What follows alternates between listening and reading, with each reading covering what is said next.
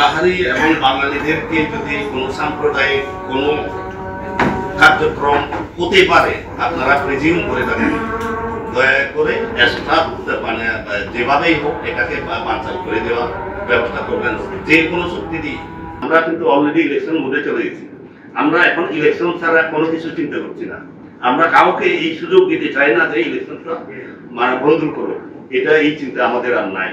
আমরা অলরেডি ওই লাইনে হাঁটতেছি যে ইলেকশন করবোই আমরা ফেব্রুয়ারির মধ্যে, মাঝামাঝির মধ্যে। সুতরাং ওটা যদি সে চিন্তা করেই থাকি, আমার এখানে আমার যদি আসতে হয় বা আজকে কয় তারিখ, আজকে 29 তারিখ, আজকে 28 তারিখ, 2 দিন বাকি এই মাস, আর ওদিকে ফেব্রুয়ারিতে 14 দিন, 74 দিন আছে আমার, কলমের জোর আছে আমার আরো 74 দিন। এরপরে যেটা থাকবে হচ্ছে ফেব্রুয়ারি পর্যন্ত শুধু ইলেকশনটা করে দেওয়ার জন্য।